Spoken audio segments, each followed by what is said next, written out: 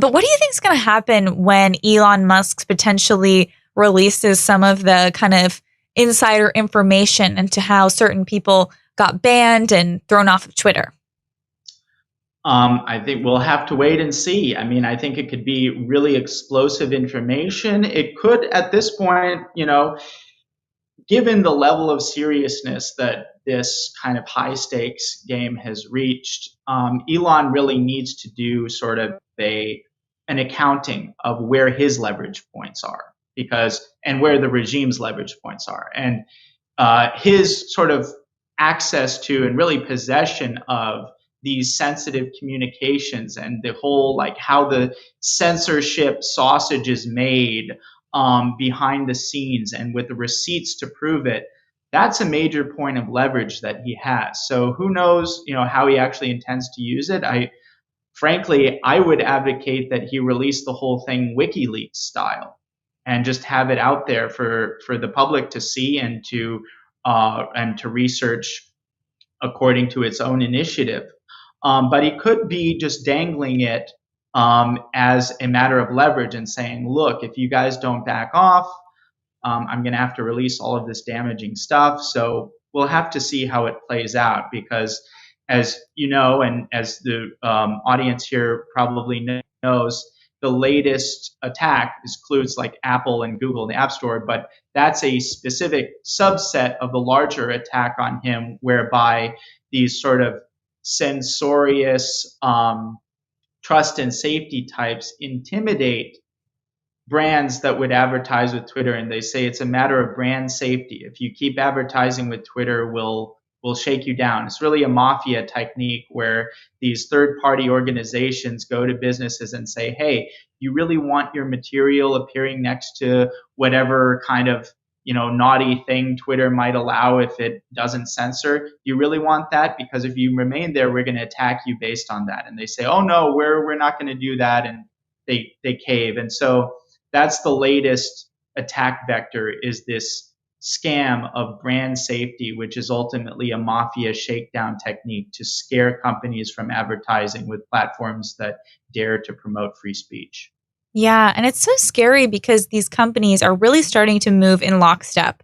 They basically all have their ESG agenda. They have their kind of board, I guess, who's become woke, or at least some people there who bully others into it, even if they aren't all woke.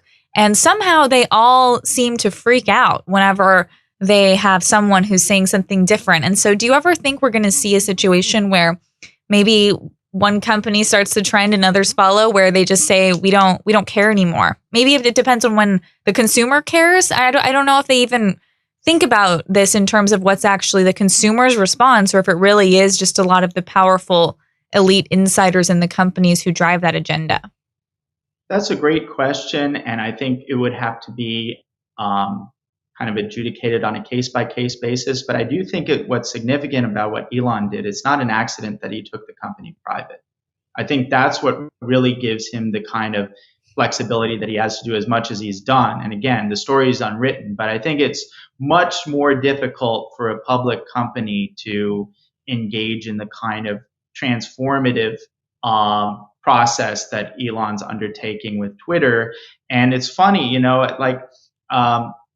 some, I assume, are good people with respect to the elected Republican officials, but I think it may be controversial, but it's objectively kind of pretty solid thing to say, is that Elon has done more for free speech online than any elected Republican official. And there's so much money raised and spent and wasted in the electoral process. Think of how much money the RNC raises and wastes. There's so much waste, and this gets back to what I brought up: is the thorn in the side, the Achilles heel of the right is dumb money, dumb and weak money. And think of how much money is cycled through and dumped in the trash, where I almost think the new model should be every cycle, instead of actually doing an election, raising for an election, we raise money, use that money to try to take a company private, and then impose free speech on it, and do this, like the the corporate takeover strategy, like the Carl Icahn strategy of restoring freedom to the country, whereby, okay, we can waste $1 billion on an election, every 2 years, every 4 years, whatever, or we can put that money into a pot and use it to do these kinds of buyouts, these sort of hostile takeovers of targeted sort of tech companies and other companies, and use that to really build an infrastructure that can be ultimately leveraged to achieve real political power. So just an Yeah, idea. I love that idea. And I mean, the left does both. They keep out Right. fundraising us with the candidates, and yet they still own, you know, all these big publications that influence minds. But I think our side needs to have a better strategy. You're so right in where we actually spend money and where the money goes, because it's sometimes I mean, we saw so many examples of this, of how it gets wasted, right? Like so much money went to Murkowski instead of Shabaka or Blake Masters or whatever Yeah. it is. And so it really is sometimes very upsetting, because it's like, why are we wasting money in this situation? And so, yes, I think It's people should ridiculous. definitely maybe pool together, like do something outside of politics that's like a long-term thing where we can influence people. But Darren, this has been so great chatting with you. I really appreciate it. And I have to talk to you again soon, because this was really interesting. Absolutely.